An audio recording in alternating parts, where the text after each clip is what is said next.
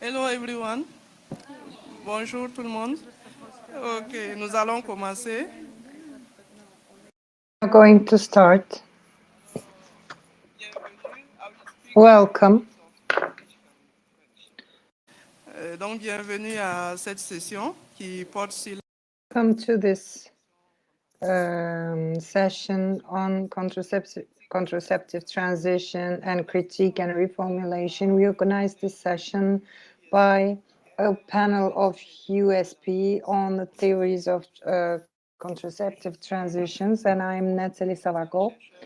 I am an ex-researcher in Burkina Faso, an institute on population and science, and I have the honor to moderate this session with Anne Bidenform, which she is also a member of a panel, and we also have other members of our panel which are in this venue. We are going to have in this session 2 languages, but the interpretation is only online, if I understood well. Thanks for being here, and I hope that we will have a lot of attendees online. In order to not lose time, I will give the floor to Anne, who is going to speak about the panel and the objectives of the panel. What my friend and colleague Natalie said, and that we had a number of surprises in the last 40 minutes, I think, before our session, and that we believed there would be interpretation in the room. It is only online. We believed we would have access to be able to see questions from remote participants' colleagues. We don't have that right now. So I really encourage and open everyone. I know this is a room full of very smart and critical minds. And so with that, please share as you hear some really strong insights from colleagues. I want to say just one sentence about the objective of this panel session. As Natalie noted, this session is organized by a scientific panel that focuses on contraceptive transition theories, models for contemporary patterns of use. It's an ambitious scientific panel, and we want to acknowledge the support of the Bill and Melinda Gates Foundation. The panel brings together a diverse set of population experts, several of whom you will hear from today, and there are other colleagues who have addressed different perspectives to explain a fundamental question and a pretty revolutionary change in societies across the world, and that is the rise in contraceptive use from low levels to levels all in between. And that have taken quite diverse paths. And the main question is why? And so with that, we pulled together over the past couple years a number of experts from different disciplines representing with different geographic areas of expertise to shed light on trying to understand the really diverse pathways in pace and in level of this pretty major transformational behavior. And so without further ado, I turn it back to my colleague to launch us into this new evidence. Merci Anne. Ok, donc je voulais juste rappeler que I would like to say that we have 4 presentations, and as we have 1 hour and 20 minutes, a little less right now, we would like to be organized in order to have time for debate. The first presentation is on economical theories of contraceptive transition. Mahesh Karajushawa will do this presentation. The second will be on gender and transformation, contraceptive transformation. Shairin is going to do this presentation. Third presentation is on society crises and contraceptive transition. Matthias was going to do this presentation, but he's online. Jamaica will do this presentation on his behalf, and we have programs, policies, and new technologies for the fourth presentation. Alan Kayoni is going to present this subject. First of all, could you please introduce yourselves before your speeches? And we would like to have 2 presentations each time. So we are going to start with Mahesh and Shaiglin, and then we will have a little debate, and then we will continue with these other 2 presentations. To maximize the opportunity to share your reflections, reactions, questions, after the first 2 presentations, we pause and we have a brief discussion. We open the floor. We also have a couple overarching questions ourselves to start things off. Then we'll have the next 2 presentations, and again, floor open. So this is meant to be not a relaxing session. So I know you may have had some lunch, you may be feeling comfortable, but this is exactly the time and place to interact. Thank you, Anne. Merci. Donc, je passe la parole à Mahesh pour sa présentation. Je rappelle que vous avez 12 minutes. Je sais que ce sera... You only have 12 minutes. I hope that it will be enough. I leave the floor to you. Oh, sorry. It doesn't seem to be going any further, but I think I can speak loudly enough in the room. So thank you so much. My name is Mahesh Kara, and as the economist going first, I can just assure you that the presentations will only get better from here. And so I'm looking forward to the comments and discussion around economic foundations of contraceptive transitions. And I can also answer questions in French when it comes to that. Je peux répondre en français aussi. So without further ado, how do economists think about these questions? And I think the objective of this particular part of the contraceptive theories and contraceptive transition theory panel is to understand the links between contraception, fertility, through which contraception has often been linked primarily to economic development outcomes, and how economic drivers of contraceptive change are theorized. So the relationships are multidirectional and complex, and the debates around the directionality have also been extensively debated, as well as the mechanisms that drive them. So this study, this exercise and task that we were charged with, that Josh Wild and I were charged with, was to understand and describe the linkages between economic development and contraceptive transitions through the lens of economic theory and how economists have viewed these relationships. We want to first start with some concepts and definitions, and then we'll go through the view and the response, and then some frameworks and also some evidence. And for the purposes of this particular exercise, we are really focusing on the directionality from economic development to contraception. We acknowledge that there's the reverse direction, and there's a lot of evidence that goes in the other direction, but for the purposes of this particular exercise, it's to understand the economic drivers or determinants of contraceptive change. So I think that it's really important because there's a lot of miscommunication that often tends to happen where economists and non-economists and economists in the rest of the world tend to argue over what's definitional in this space. And so economists tend to use terms and define concepts very differently than the family planning field. The distinction between demand, preferences, choices, and behavior have very particular meaning for economists that are often not translated well for everybody else in the field.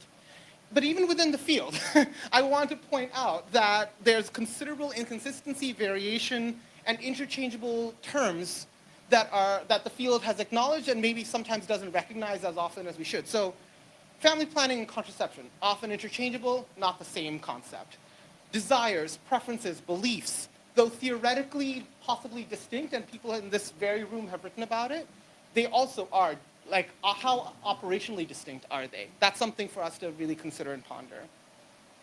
So as I mentioned, just to start and make sure that we're communicating the same way, we think about family planning as a universe of programs, policies, practices, behaviors that enable individuals to plan their families. If, how, when, timing, spacing, quantum, etc. On the other hand, contraception is often, we conceptualize it as a universe of programs, policies, practices, and behavior that enable individuals to prevent or limit pregnancy. I think it's particularly important for me to just take a minute or so to think about what do we mean by preferences, demand, choices, and behavior in the economics view. When we talk about preferences, we're talking about the unconstrained relational ranking of alternatives across a certain set of alternatives. So in the context of contraceptive methods, for example, individuals are faced with alternatives across different methods, and they have relational rankings between them. So as an example, an IUD can be preferred strictly to the pill, which may be weakly preferred to condoms, which may be weakly or strictly preferred to having no method or non-use of contraception whatsoever. So there's two margins on which we have to think about this problem. One is the choice whether or not to contracept, and the second choice is conditional on wanting to contracept, what type of method or choice of contraceptive method is adopted or preferred. And so when we think about distinctions also between preferences for fertility regulation, contraception is only one of those channels. There are many ways women and couples think about regulating fertility. Abortion, abstinence. I mean, and there's so many other ways of thinking about it, and contraception is but one of those channels. Preferences over contraception, both I just mentioned, the extensive and the intensive margins of choice. In thinking about preferences, the unconstrained preferences, we now have to reconcile and internalize the fact that individuals face constraints. Information, costs, time, and costs are broadly defined. It's not just the monetary cost of the price, but opportunity costs, waiting time at clinics, service quality, etc. And I think that's something that economists don't emphasize enough, even though that's how we tend to abstract away from that modeling of cost. But I think it's very important for us to clarify that these, in our conceptual frameworks, we often tend to lump costs together that maybe should be disentangled more. And I think this is particularly important as we think about demand, right? And how do economists conceptualize demand? And the way we think about demand in the economics view is we reveal our preference based on the set of alternatives that are presented to us, the constraints that we face, and the eventual choice that we make based on what is a feasible set of alternatives given our constraints. So what do I mean by that? An individual's choice and their subsequent behavior is a realization of the available choices that are available to them based on, once they've understood that there are certain constraints that limit them from all possible choices that they could have faced. So in the context of contraception and family planning, there may be some methods, there may be some alternatives, methods, choices that are not feasible, given time constraints, cost constraints, access constraints, etc. And so demand is a function of the subset that is actually realizable to women and to couples. So I just want to give an example of how the economists and the non-economists think about this very differently, because I think it's critical to this room. Suppose condoms were priced at $1 million. Is this a supply or a demand issue? Like, how do we identify this as a supply constraint, or do we identify this as a demand constraint? Non-economists often think about this as a supply issue, where it's unaffordable contraception, it's outside of an individual's feasible set of alternatives, and because of that, it's an access barrier. We need to think about lowering or improving access. Economists think about this as a demand issue, where condoms are outside of what's feasible, and so if it's outside of what's feasible, the realized choice and demand is based on the feasible set of alternatives that an individual faces. This is just one example. This is particularly important as we think about our different metrics of performance and our different metrics of demand, unmet need, choice behavior. There's so many ways in which we can have to grapple and reconcile these differences. How do we think about unmet need? Oftentimes, there are recent papers that show that oftentimes unmet need and supply and demand are endogenous, and now we have to think about how to disentangle them. Demand generation, another key issue. So when we think about economic drivers of contraceptive change, like historically, we've thought about rational choices of fertility. So we've got the Becker model, and we think about often the demand for children. So how economic development is related to contraceptive change is through the understanding of the demand for children. There are many theories around, and the Becker and the Easterlin theories have been the most obvious and well-known. And it's really centered around this opportunity cost of children. As the opportunity cost of children increases, couples and women will demand children less, and as a result, there will be a demand for contraception, and contraception will be used based on the feasible set of alternatives. The concept of rational choice is central to economists. So when we think about how the desired number of children, unintended births, are often thought about as a deviation from desired fertility. And this is a clearly controversial idea. I mean, we can go back to Land Pritchett's critique of how desired fertility explains so much of actual realized fertility that we have a lot of debate, even within this own room, about what that means. In response, right, the response of the economists is like, if a large fraction of births are unintended, then providing more effective means of contraception through modern methods, et cetera, would imply that modern contraceptive transitions should be very tightly linked to fertility transitions. And we actually observe in the data that modern contraception transitions and fertility transitions often move concurrently. However, again, to point out, fertility decline is not only a product of modern contraceptive use, but other mechanisms that often get changed as a result independently of modern contraceptive transitions.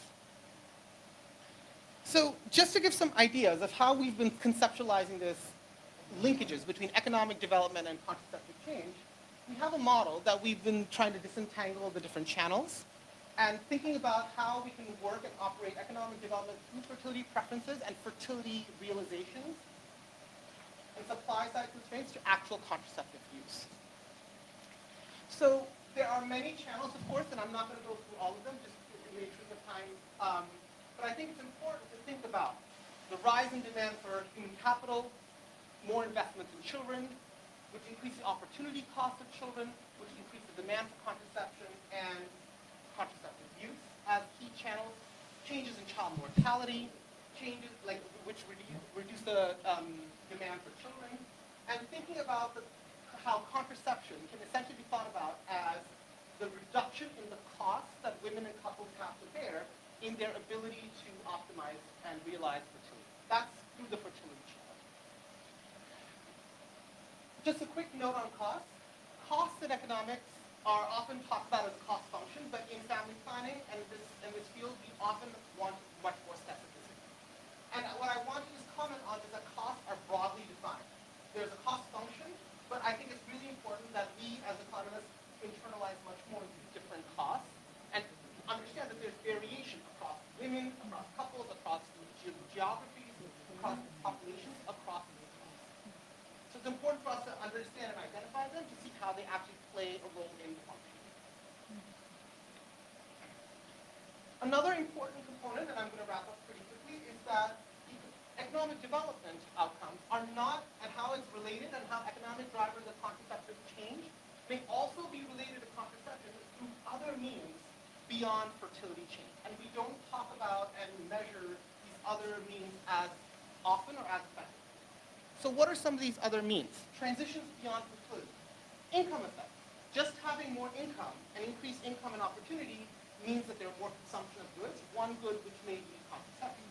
So there may be pure income effects that have conditional on fertility. The demand for sex. We often don't measure sex and sexual well-being or identify the importance of the demand for sex and how it's distinct from the demand for children. And if the quality and quantity of sex is desirable, then development can impact contraception independently of fertility. So just to think about these, sorry, I guess I should be using the mic more. Just to think about what these, I've thrown quite a few concepts at us, and I would love for us to actually have more meaningful discussion about here's this better? It doesn't seem to be going, it does go further up. Okay, great. Excellent. Sorry, guys. Okay, this should have been done earlier. I apologize. So I think that there's some real opportunities that we have to limit the miscommunication and misperceptions across the different paradigms, particularly as we have so many interdisciplinary social scientists, particularly economists who are thinking about these issues more, and how we still, although we still remain skeptical, we have to understand that there are limited theoretical and empirical studies that focus on contraceptive transitions outside the framework of traditional fertility transition-based theories.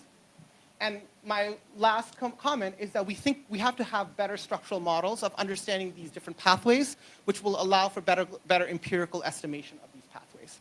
So I think with that, I will stop. Thanks. Okay, thank you, Mahesh, for this very dynamic presentation. Thank you. Oh, I'll just leave this here then. Okay, so with that transition, I will invite Shailene to give a presentation.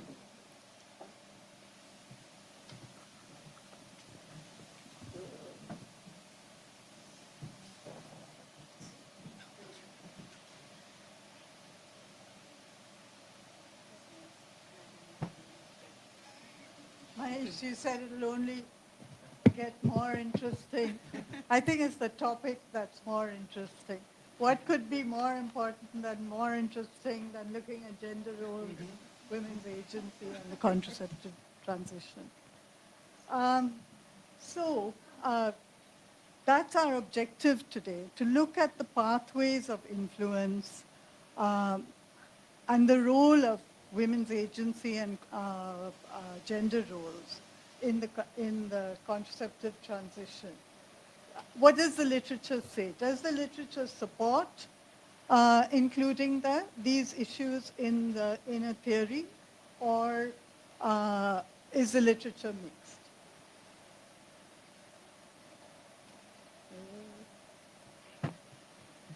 Okay, so what's the rationale? I think there's a huge amount of recognition that women's agency is a fundamental human right and a factor affecting individuals' lives, and the role of women in shaping global development outcomes, including, of course, sexual and reproductive health and rights. Yet, fertility transition and contraception theories have typically overlooked gender roles and women's agency. As Mahesh pointed out, economic models have really underplayed these issues. So we started out by looking at several of the key theories, and several of the key theories that Mahesh has spoken about, Becker, Easterlin, Caldwell. And we concluded that none of them have an explicit focus on gender roles, but perhaps within all those concepts that Mahesh described are some that would reflect an implicit focus. So our preferred model among those that we looked at was Kabir's reflections on the measurement of women's empowerment, which you see defined over here.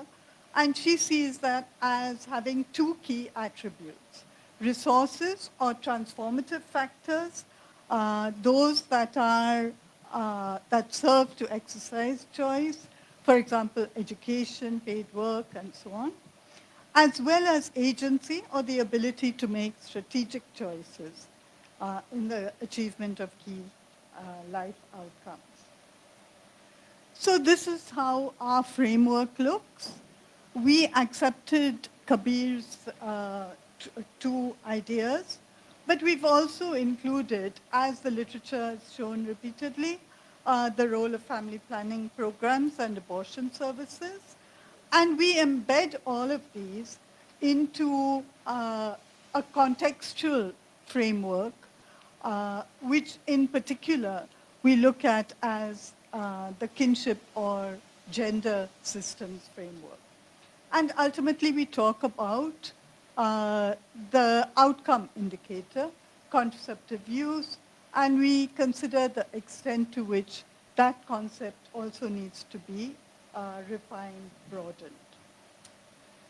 So let's start with what the evidence on these issues says. So what we did is we cast a wide net and we tried to synthesize what's available on the link, reviewing studies that have looked at the individual level association, the regional level, the country level, and the community level measures. Several authors talk about the community level being perhaps the most critical, and so we look at all these issues.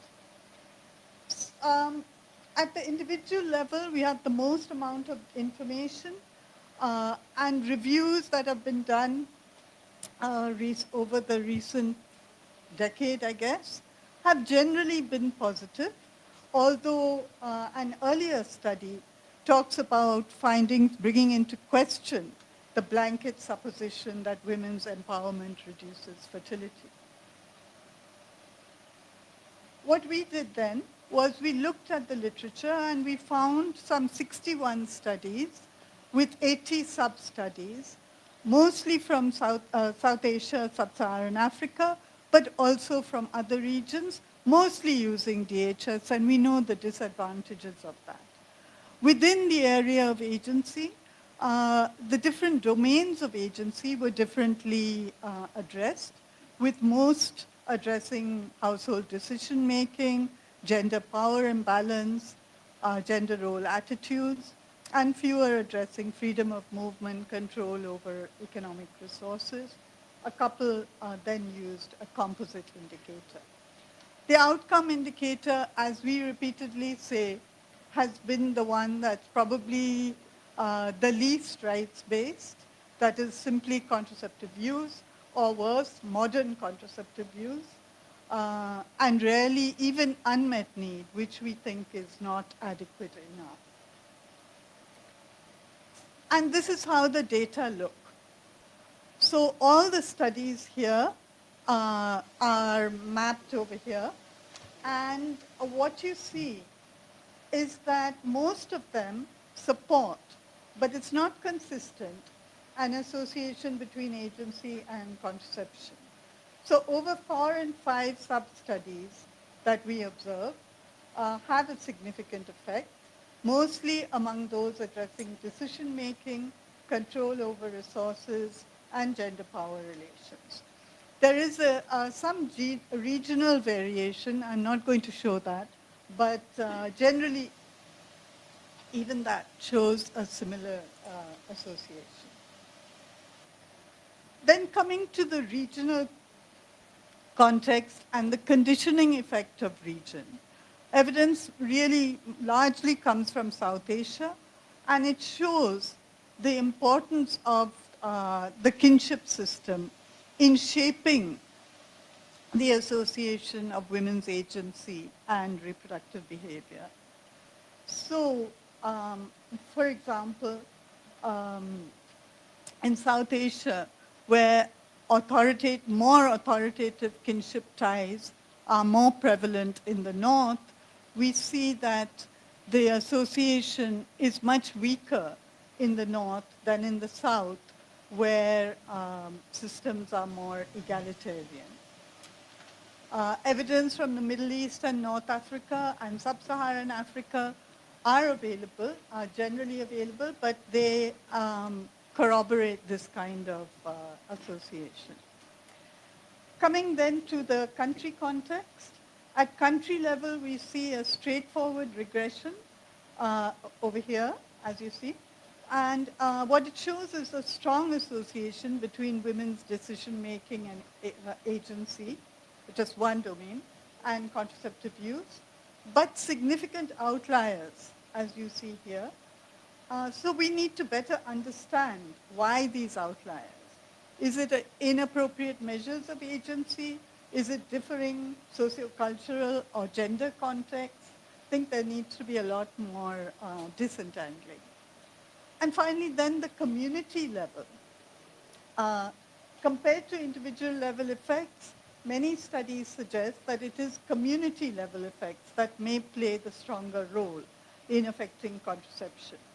Several studies now coming largely from sub-Saharan Africa have generally shown positive effects of factors like community-level fertility norms, community-level household decision-making, and attitudes justifying violence on contraceptive outcomes.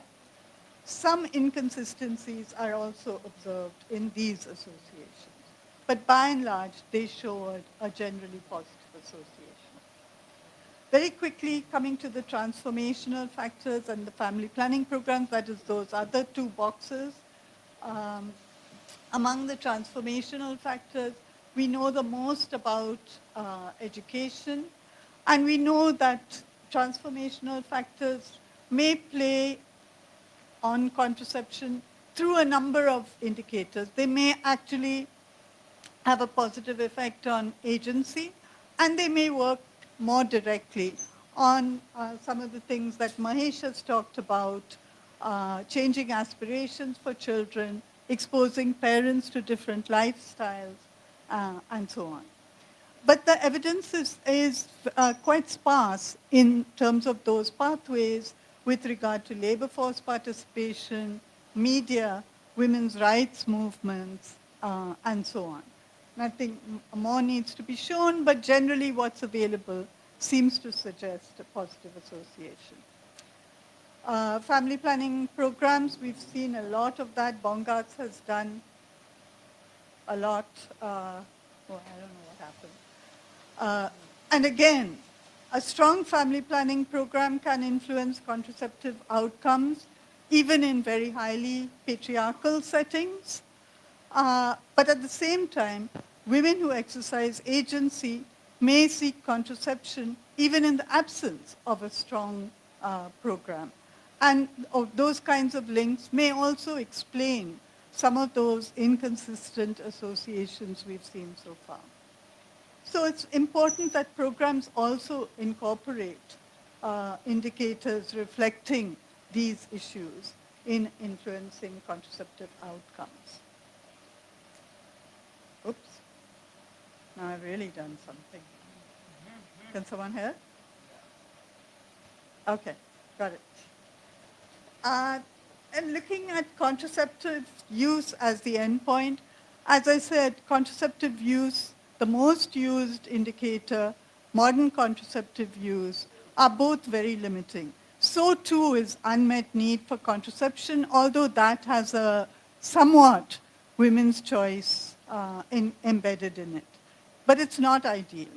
For example, you look at a woman who's using a method that she doesn't want to use, that she doesn't like using, that causes side effects or inconvenience, or a woman who's coerced into using a method that she doesn't want, or who's coerced into using any method, is considered as having a met need.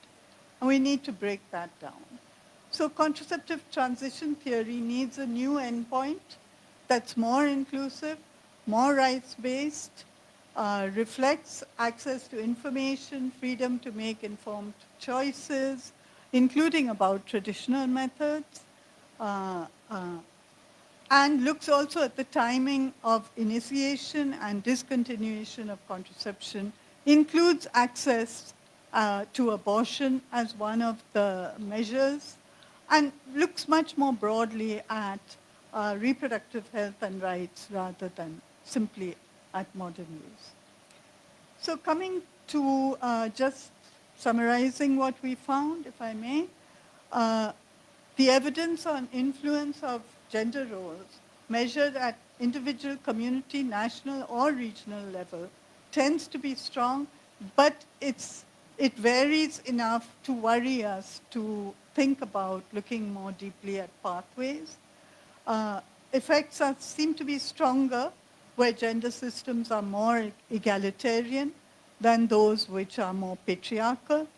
So as I keep emphasizing, I think the pathways need to be better understood. A word about measures. Because we all rely on DHS, we're relying on very standardized measures.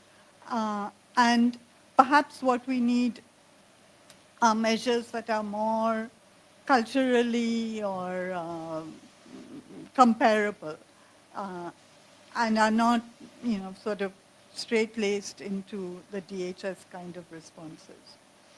We may need more research on the role of transformational factors, and most of all, we need to think of the outcome. We need an outcome that's much more rights-based, that incorporates women's agency and choice, or the lack of choice, more comprehensively. Thank you very much.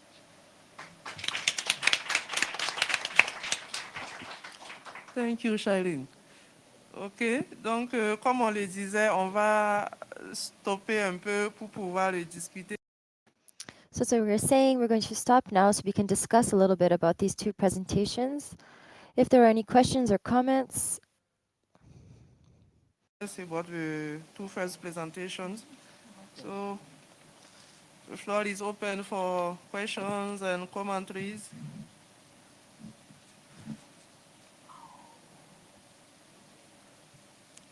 Ah, OK. Shanda?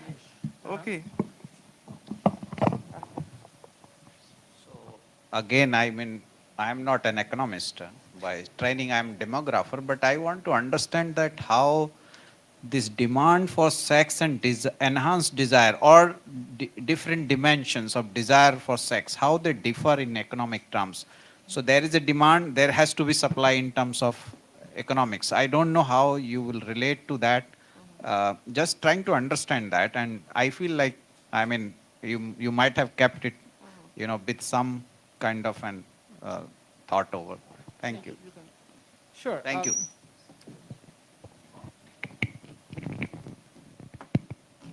Sure.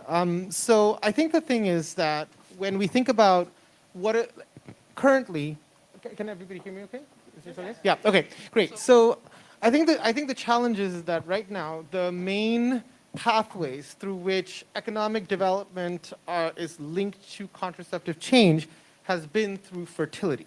Now that assumes that fertility is the sole outcome under which contraceptive decisions are made. So it's basically mappable. You're basically creating a one-to-one mapping between fertility preferences and contraceptive preferences, fertility choice and contraceptive choice. However, we know if that were the case, then any contraceptive transitions would be directly mechanically showing transitions or changes in fertility and vice versa, and that's not the case.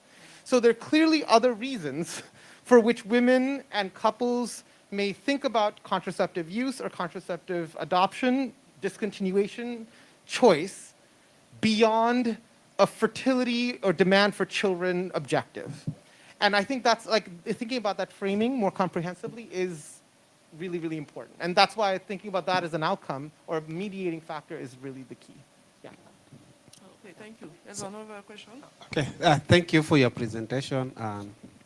So from this presentation, is like sometimes we focus on the wrong end, which, so yes, people need contraceptives, but I think what we need more is about empowerment, opportunities for girls to go to school, opportunities for women to be employed, and then thereafter now, it will make it easier for us to talk about choice and talk about, because now we are putting empowerment before contraceptives. And as you have clearly stated that we look at it the other way, or most of the time, we look at it as contraceptives for fertility. But it's clear that it's more sustainable if we put empowerment from different perspectives, economic, social, so that people are able to make better choices at their point, so that their choices are the ones that are driving their fertility intentions. Thank you. Thank you. I think it's more commentary. Yes. Yes. maybe, okay. I feel my question is like based on your comments. So my question is like for that link, like linking economic change to contraceptive use, the main mechanism you're looking at here is fertility. I wonder like how relevant you think this pathway is for sub-Saharan Africa, because first of all, the link between economic development and fertility is the weakest in this region compared to other world regions. And second, when I see like the like economic development as a this upstream determinant for contraceptive use, I wonder if you specifically distinguish economic development for men as versus for women, because economic development in low and middle income countries many times they mean opportunities more readily profit for men, right? So especially when it comes to contraceptive use, oftentimes men has higher preferences for children as compared to women, and men's preferences can discount women's preferences, hence their demand and their use of contraception greatly. So I'm not questioning your pathway. I know this is a widely studied pathway, but I wonder what's your thought about the relevance of this pathway, especially in sub-Saharan Africa. So yeah, really quickly, I 100% agree. And I think that the goal of this was to mainly present the different types of pathways that have been theorized and identified. But I agree. And actually, if you look historically in Europe, in high-income countries, fertility transitions and and economic development, the timing happened well before the rise of contraceptive use, for example, right? And so when you think about demographic transitions and fertility transitions in Europe, etc., the drivers were really around age of marriage, women's labor force participation, and other determinants that were not directly related to contraceptive use. So the link is definitely tenuous, not just in sub-Saharan Africa, but even historically, we have to go back and see our own efforts. But I 100% agree. That's why I was trying to present some of the other mechanisms. Yeah, thank you. Thank you much. Okay, I'll give a chance to Shireen to add a commentary. Yeah, Yes, very it's okay. quickly. Of course, I agree with both of you, and that's what I started to say. I agree that the economic theories treat these women's issues very implicitly, but even so, although I totally agree with you, I think that the labor force, contraception, fertility link has been very difficult to disentangle because of the varying labor force participation indicators for women in particular. And you're absolutely right. What is available for men is opportunities. For women, it's a whole continuum of activities. Even those who are working may not have the benefit of keeping their income. And so those links are also becoming very blurred. So, thanks. Okay. I'm going to be rude because we're running out of time, and we have two more perspectives to share with you. And then we'll pause again for questions, and then we'll have to conclude. So again, I would like to introduce our colleague Jamaica Corker, who is pretending to be our colleague Matthias Lurch. But she knows his work well on this perspective, and we'll be sharing it now. If we could have the slides, please, up, or Jamaica, is it there? So this presentation is on societal crises and contraceptive transition. And if Matthias, if you are online and you hear us, we are very grateful for your flexibility.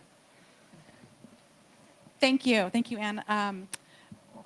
So I am, as Anne said, not Matthias, I'm Jamaica, and I am here experiencing everyone's collective nightmare of showing up for a presentation completely unprepared. And so I do know Matthias's work. I have just seen the presentation and I have some notes to read. So bear with me, I'm gonna ask forgiveness from you and Matthias as we run through this. I'm also gonna take the opportunity before I start to do a little bit of panel editorializing, just to contextualize this presentation as well as some of the others, and our work on contraceptive transition. Oh no, this is okay, just my notes.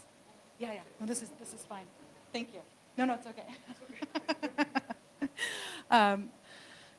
So the panel's work has been to look back and think about transitions in contraceptive prevalence from low to high. And interest in explaining and understanding these transitions at the population level, not as a goal, but as our outcome, sort of an outcome of interest. It's not prescriptive. The goal is not to figure out how to accelerate contraceptive prevalence, but to see if we can identify if there's an overarching explanatory framework for this transition over the past few decades.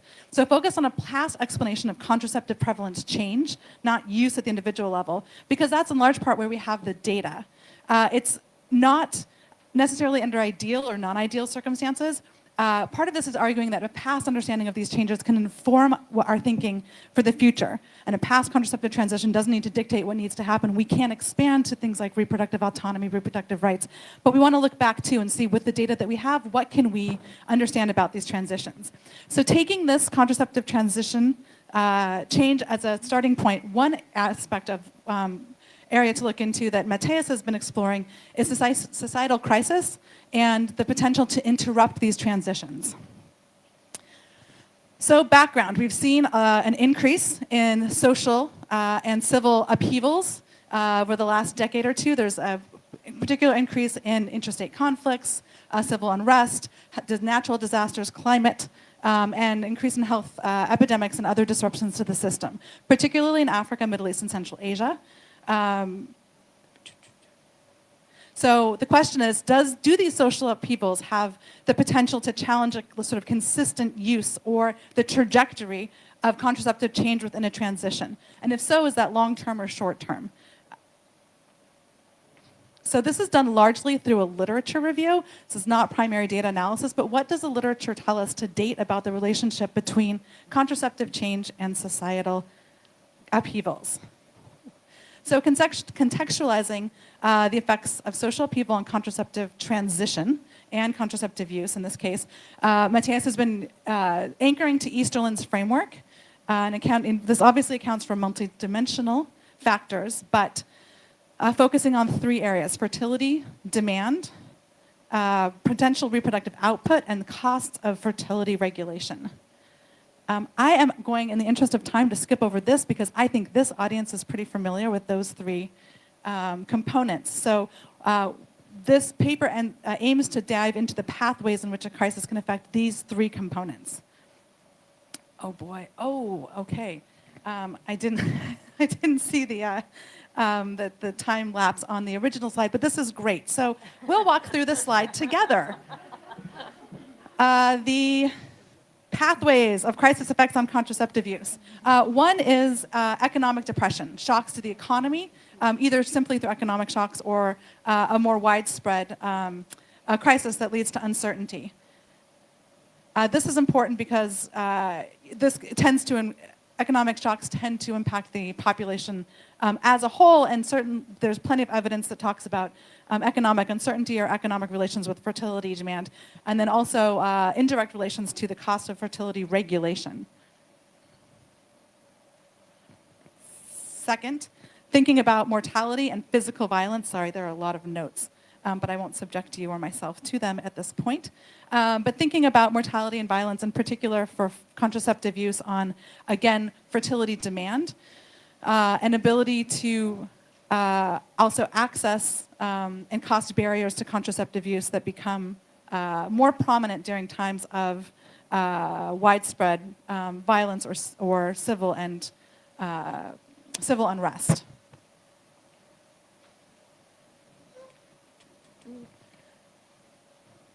This can lead to or be related to social anomie and terror, and I will admit I did not know what social anomie was, but Matthias has defined it. It is the lack of established norms and values guiding people's behaviors, and that this is often the result of substantial and widespread social upheavals, and that those tend to influence and can lead to a re-traditionalization, particularly fertility and contraceptive attitudes and behaviors, versus sort of and more widespread liberalization of these aspects. And an important point for this and for all of these is just that this is not, the effects tend not to be systematic. We have plenty of evidence for these shocks, short-term, long-term. The context can vary, or the impacts can vary by context, and the literature is not comprehensive or an agreement on exactly what those impacts and outcomes are. I'm also saying there's only a couple more slides after this, so bear with me. This is the core. All of these can also, of course, have an impact on simply supply. We have a lot focused largely on demand, but through a number of endless possibilities of mechanisms, we can think of the ways in which modern contraception supply would be limited or disrupted, and that in many cases has a measurable impact, at least in the short term, on use. Last, epidemics or large-scale health crises and those impacts on both the allocation of resources, and Matthias has a note in here that I can't find now, but I remembered, that often in epidemics, as in many of these social or health crises, funding for contraceptive, family planning, reproductive health services gets deprioritized. And there's plenty of evidence for that, at least in the heightened times of crisis. There also are impacts on, in many cases, fertility demand related to the same similar mechanisms from health impacts, whether that's on child mortality or just greater uncertainty. And last, because there's no room left, individual social and psychological costs of acute and or sustained crises on the costs of fertility regulation, otherwise known as, in this case, our outcome of interest is contraceptive use.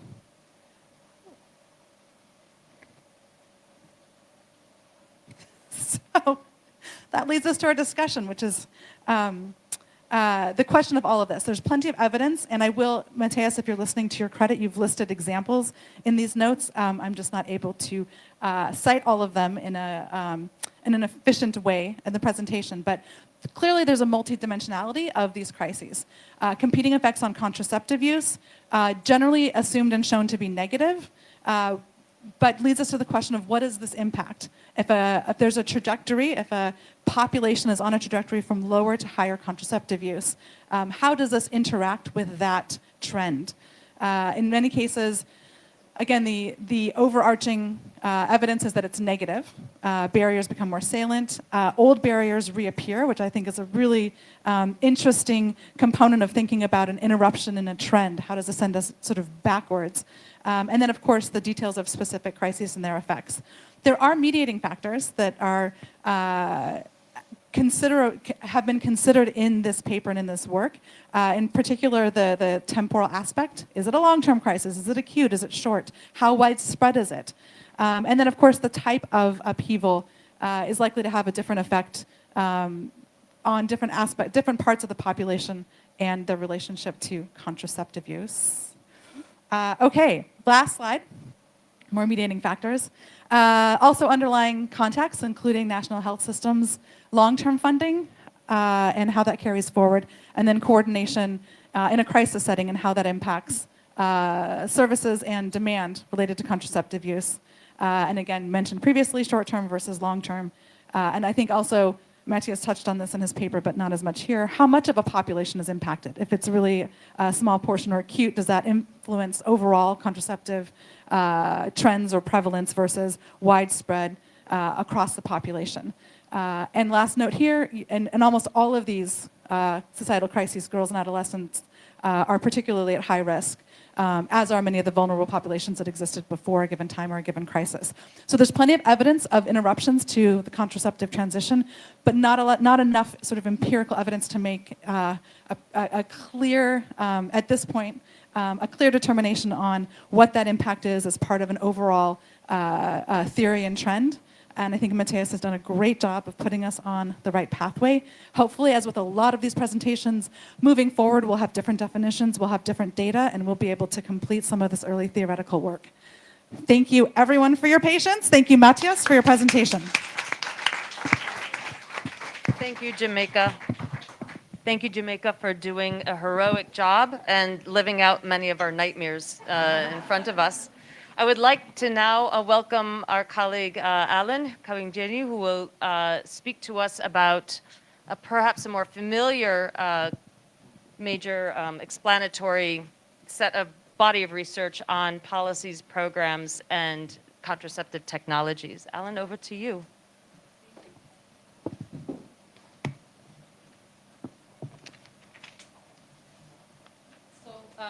very much for that. I am Allen Kabagenyi from Makerere University, Uganda in Africa. Quickly, as she mentioned, I'm not going to go through the title, but I'm happy to present this on behalf of my other co-authors. There's Susan and Jocelyn who are not able to be in here.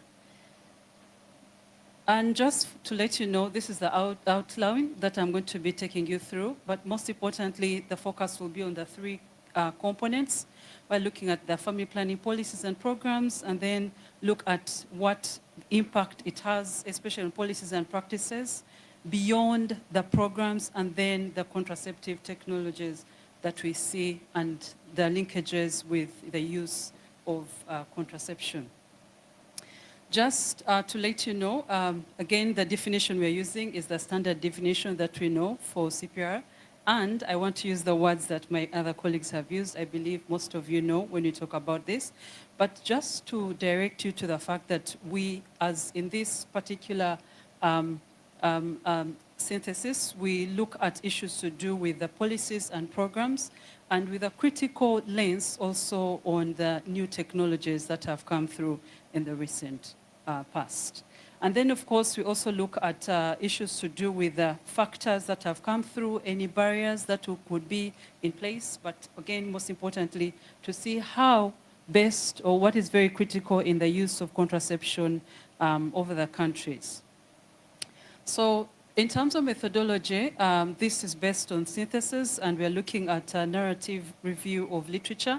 And those are the databases that we've looked at, explored a lot that has been published for quite some time, and with relating to the policies, programs, again, the new technologies relating to modern contraceptive use. To begin with, what I'm going to be taking you through is the impact of family planning policies and programs, and specifically with a focus on use of contraception. And with this, we seek to understand what has happened, the contribution across a specific period of time, looking at the individuals, the finances, anything to do with public and government interventions. And with this, we also note that there are favorable family planning policies that are very, very critical, especially with relating to making use or access overall in different countries. Very, very critical for countries where there's, it's legal in terms of provision of these services. And then also very critical in terms of the range of FP policies. They're very important, especially in ensuring universality for access to all, and then bridging supply gaps and stimulating demand where needed in some publications that we looked at. Now, for the governments, when you talk about FP policies and programs, you notice that there are varying reasons that could be there for different governments, as we note there. But very critical are issues to do with economic reasons. Of course, things to do with the climate crisis, human rights, and then the women's agency as very important. There's a measurement that we looked at that Jocelyn explored, especially with regarding to family planning effort index. And this was what was coming through for a period of 1990 to 2010. And that these family planning effort scores gave us a very good overview of the programs and how they've been evolving over time, but with a critical, sight on that at the country level. So while we noted that the effort was weakly connected to contraceptive use, we also identified that we needed to explore other indices for family planning, effort index, and one of those is by John Bongatz that will critically also make use of to look at the effort index and how it relates to the programs and policies. And the other cases related to the programs that have been happening, especially with regard to use of contraception, we see and have three cases of Peru, Rwanda, and Vietnam. And what is very, very critical in this, and what was coming through from the research, was showing that once there's strong governmental support or government support for family planning program, we would see a lot of increment. However, in situations where, what was there before and perhaps halted, then of course we notice that this support, if it is retracted, then of course there are issues that would be affected with the use at country level. And again, if we take an example of Rwanda, we note that internally, the FP agenda with strong government support again came through with different partners. So all this is documented, and they are very good cases to help us understand issues to do with policies and programs, and that can help to show the different influence that we had with regard to use of contraception over time.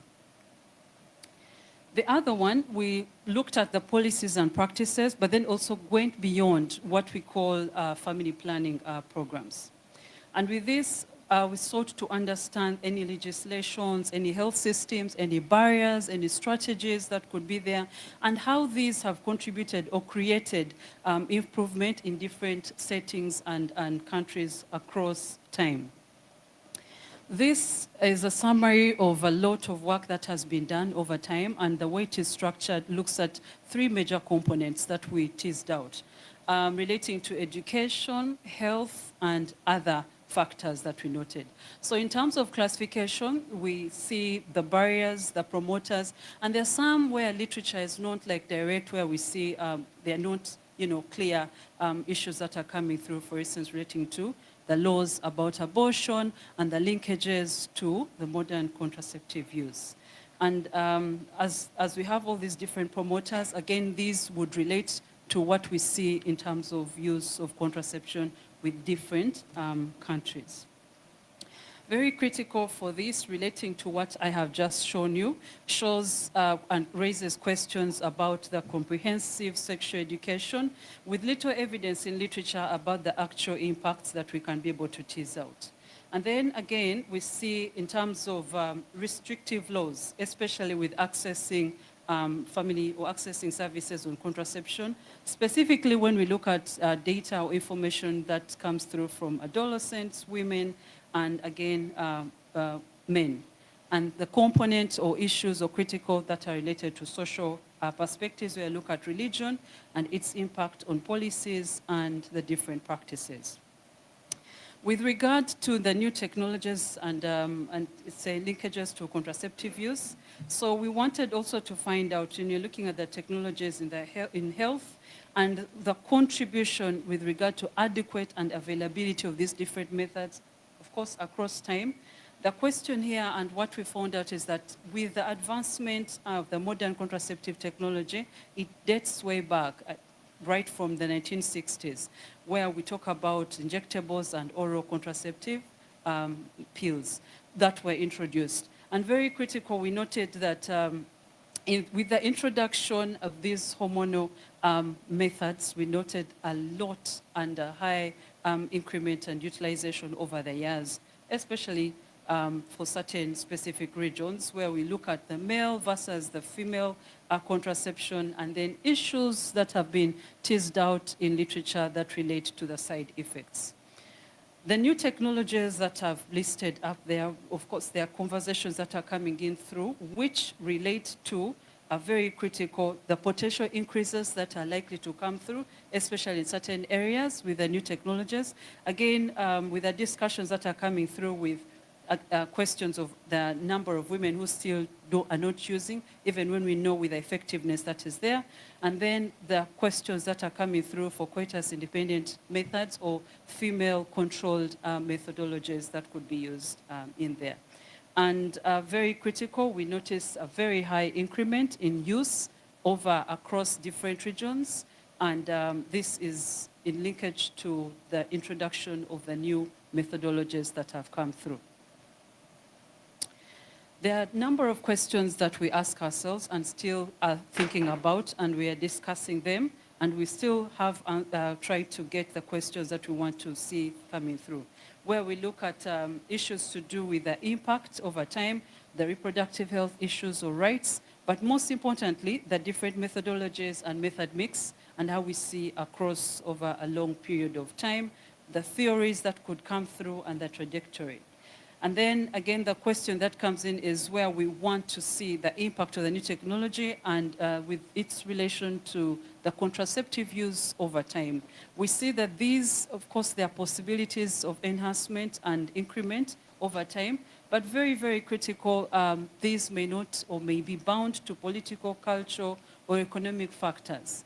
And also, this could be also constrained by the level of CPR itself and the programs and policies. So this is work in progress, and we hope to have this out very soon together with the others. I want to end with this, saying that there are a number of concepts that we carve in, and we are trying to tease out all this together. Thank you very much for listening to me.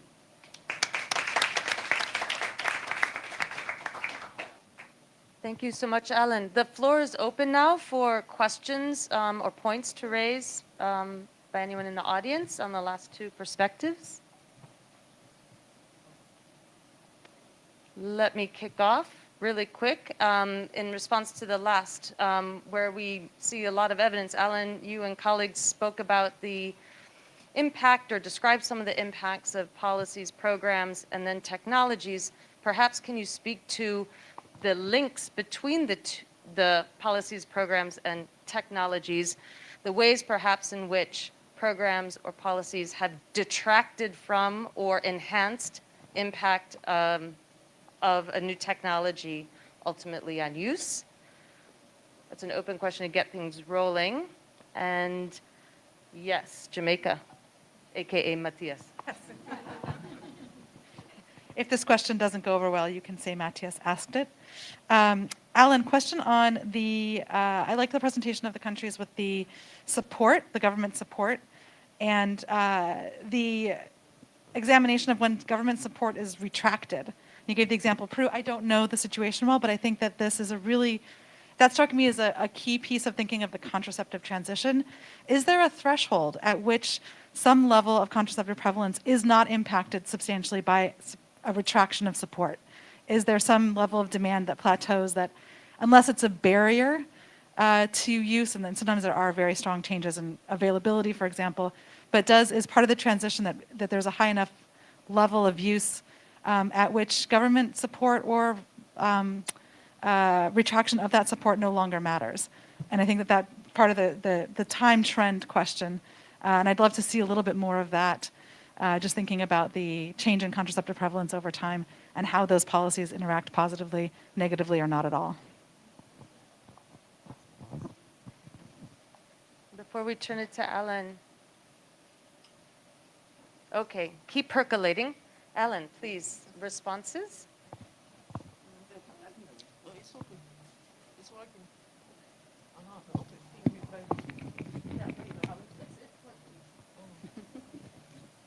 Wow, thank you very much for the questions. And I like, Jamaica, the question that you asked, and these are the conversations that we've been having. Even, like yesterday, we're going through how do we, or how can we be able to tease out. So at country, if it's a specific country and you're looking at the trends over time, some specific countries, you can be able to see that visually. And we are working on this. This is work in progress, and we hope we can be able to tease out aggregately when we have a number of countries where we can be able to see where there are retractions, what has happened, and then specifically if there's any impact which you can be able to tease out directly. I hope I've answered, but this is work in progress, and we're trying to see to it that we can be able to answer that visually, and then of course aggregately for a number of countries. With retraction and even where there's increment or where their policies have changed over time, because they've been information to show that there are some places where there are new introductions, there are changes, there are reviews within specific different countries. And thank you for your question relating to the policies, programs, and then the different linkages that we have. Yes, there is evidence that speaks to that, and I cannot tease out specific like literature that we can have to that, but also that is a question that we are also thinking about with regard to the linkages where we look at the policies, programs, and the new technologies specifically to those different linkages. And as I've just mentioned, we're looking at looking at the capabilities and enhancements that we see at different country levels.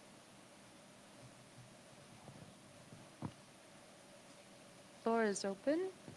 And actually, if you have questions or follow-ons for our colleagues Shireen or Mahesh on the gender perspective or economic perspective to explain macro-level changes over time across time and place.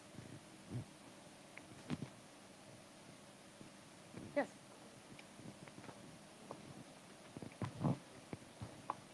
Thank you. So I have a question which kind of combines the gender economy and the last presentation, because in the first two presentations, you actually come with a different outcome. You actually want to suggest that there is a different outcome which is necessary, not the contraceptive use. And I think in Alan's presentation, that could also nicely tie together, because when we look at the new technologies, we really want greater choice of the methods and choice of the methods which are according to the right-based approach and the choices of the women. So were you thinking about how these new technologies can actually fill some of the gaps we currently have? Is it something which you would like to add actually to your paper?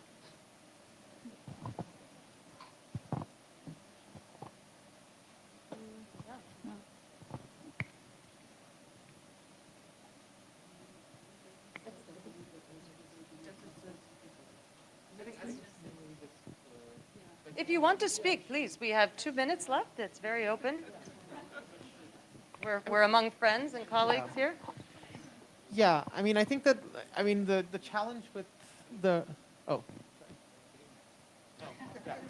So I think the challenge for all the papers is that, you know, thinking, I mean, yes, we're looking at contraceptive use, contraceptive transitions, and thinking about the dynamics of transitions, but the actual story, like beyond the overarching story, it has to be interacting with broader themes around women's empowerment, broader themes around fertility transitions, the interaction or lack of interaction across these different themes, right? And I mean, just I think it gets to the point where like it's nice that we have these 4 different or 5 different papers, but like it becomes too untractable when we start thinking about the interactions across them, which is why it's like, at least from the economics paper that we've been working on, contraceptive use, like understanding, like fixing that as at least one outcome is it's a point of reference. We clearly know that there are reverse, like there are interactions that go in the other way. There are broader like development and welfare benefits that have been accrued. Like, you know, these are the demographic dividend narratives and et cetera. And we just put a lot of that to the side because we were trying to think more about like the determinants of the transitions and actual driving historical as well as contemporary theories of transitions, and specifically as they relate to contraceptive transitions. It was a perspective, and it's not that we're like excluding other perspectives or other like viewpoints. We actually acknowledge them.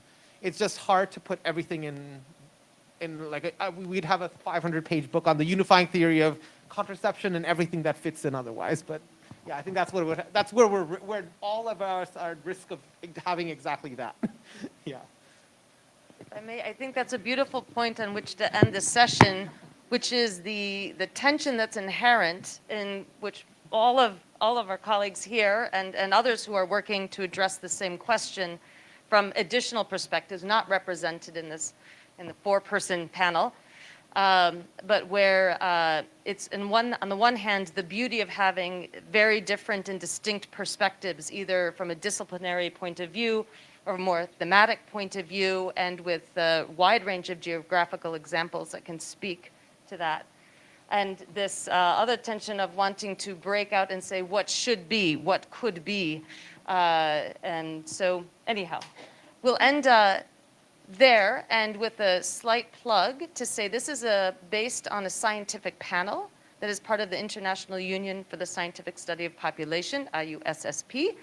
There's a booth in the exhibit hall, and if you are curious about scientific panels that can address other kind of relevant questions, big questions, we're there. We're your home. Please stop by. And much appreciation to the minds here, and the minds who are remote, for a really fantastic panel. So thank you.